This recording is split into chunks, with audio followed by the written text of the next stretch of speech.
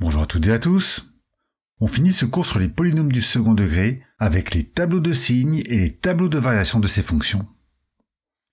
On va commencer en étudiant deux exemples. Quand on voit leur représentation graphique, on se rend bien compte qu'elles sont assez simples. Ces courbes qu'on appelle des paraboles ont beaucoup de points communs les unes par rapport aux autres. Et vous allez voir qu'il n'est pas compliqué de dresser leur tableau de signes et leur tableau de variation à partir des calculs qu'on a appris à faire. Pour ça, on va commencer par factoriser ces deux fonctions. Je vous rappelle le principe. Si la fonction f de x égale ax au carré plus bx plus c admet deux racines x1 et x2, alors on peut la factoriser et on obtient a facteur de x moins x1 facteur de x moins x2. Ça peut vous faire un bon entraînement de le faire par vous-même. Pour trouver les racines, il faut d'abord résoudre les deux équations associées et vous n'aurez plus qu'à factoriser. Allez, mettez sur pause le temps de chercher. On corrige pour la première fonction. On calcule le discriminant delta. On remplace a, b et c par 2, moins 8 et moins 10. Le carré de moins 8 vaut 64. Moins 4 fois 2 fois moins 10, ça fait 80. Et 64 plus 80, ça fait 144, qui est le carré de 12. Ce discriminant est positif, donc il y a deux solutions x1 et x2. x1 est égal à moins b moins racine de delta sur 2a. Moins 8, ça fait plus 8. La racine carrée de 144 vaut 12. 8 moins 12, ça fait moins 4. Et moins 4 divisé par 4 est égal à moins 1. On fait le même genre de calcul pour x2 et on trouve que cette deuxième racine est égale à 5. On passe à la factorisation de f.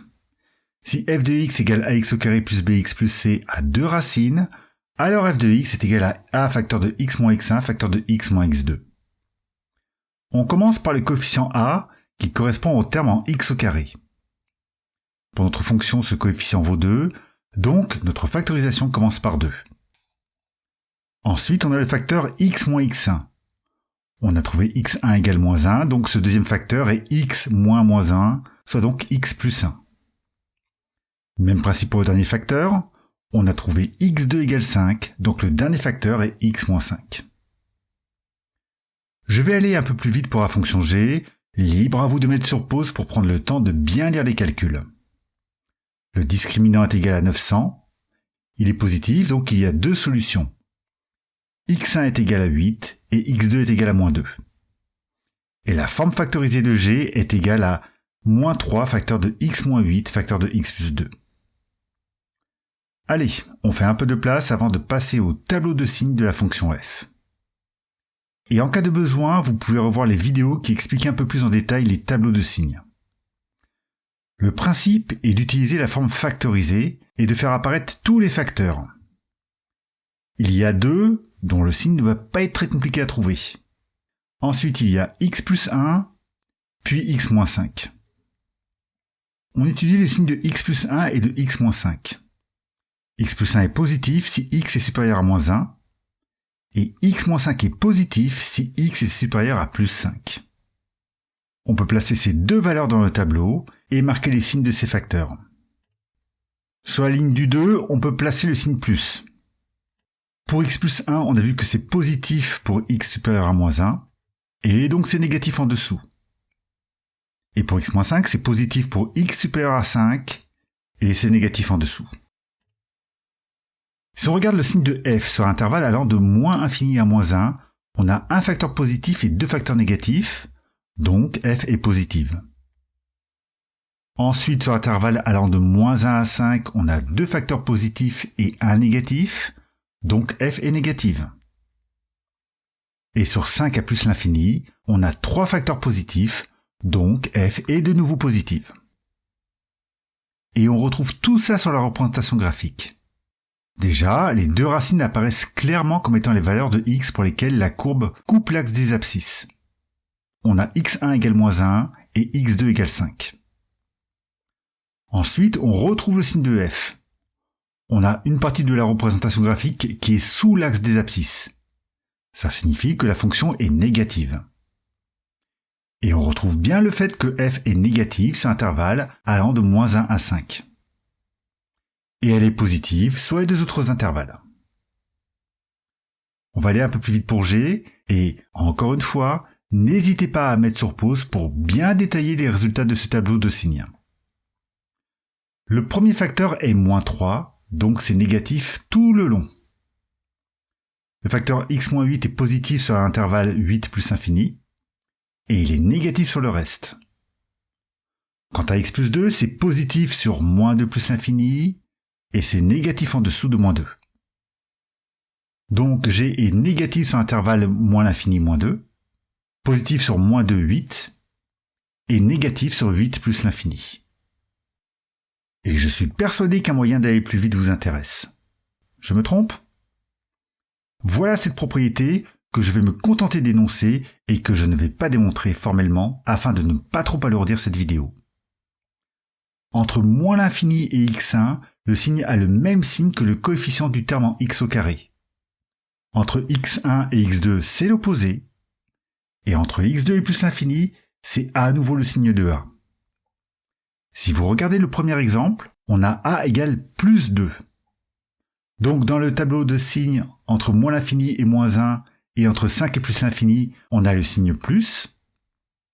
Et entre les deux racines, c'est l'opposé, donc moins. Pour le deuxième exemple, le coefficient du terme en x au carré est moins 3. Donc entre l'infini et les racines, le signe sera le même, donc moins. Et entre les deux racines, c'est le signe opposé, donc plus. Donc plus besoin de longs calculs. Si vous connaissez ces deux racines, vous en déduisez directement le signe du polynôme. Pour le tableau de variation, ça va être plus rapide. Rien qu'en regardant les signes, en voyant qu'on passe de positif à négatif, puis de négatif à positif, on peut savoir que la fonction est d'abord décroissante, puis croissante. On le retrouve sur la représentation graphique. La fonction est décroissante, puis croissante. Si on regarde la fonction g, les variations sont inversées car le coefficient a est négatif. Donc on obtient ce tableau de variation dans lequel la fonction est croissante, puis décroissante. Voilà en résumé ce que cela donne si on généralise ce qu'on vient de voir. Dans le cas où a est positif, alors la fonction est décroissante puis croissante, et si a est négatif, c'est l'inverse. Tout cela, je ne vous le démontre pas vraiment. C'est aussi un résultat admis. Par contre, ce que je vais vous démontrer, c'est que le sens de variation change pour x égale à moins b sur 2a. Regardez sur la représentation graphique de la fonction f. Le changement du sens de variation se fait pour x égale 2. Cette valeur correspond au nombre qui se situe à égale distance des deux racines. Donc c'est la moyenne entre x1 et x2. x1 est égal à moins b moins racine de delta sur 2a et x2 à moins b plus racine de delta sur 2a. On calcule la somme de x1 et x2.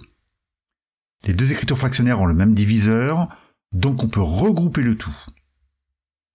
On peut barrer les opposés, donc il reste moins b sur 2a, ce qui fait moins 2b sur 2a. On simplifie par 2, et donc x1 plus x2 est égal à moins b sur a. Et comme on voulait calculer x1 plus x2 sur 2, on a bien moins b sur 2a.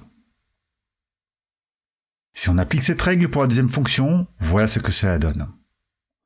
On calcule moins b sur 2a. b est égal à 18 et a vaut moins 3, donc ça fait moins 18 sur 2 fois moins 3.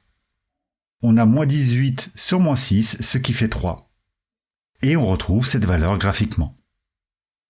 Voilà donc pour le tableau de signes et le tableau de variation d'une fonction polynôme du second degré ayant deux racines x1 et x2. Mais on a aussi vu que certains polynômes n'ont qu'une seule racine, souvent notée x0. C'est quand le discriminant est nul. Dans ce cas, il n'y a pas de changement de signe. Par exemple, cette fonction a un discriminant nul. Le coefficient a vaut plus 4, donc la fonction est positive sur R. Et pour x égale x0, la fonction s'annule. On dit que l'axe des abscisses est tangent à la courbe.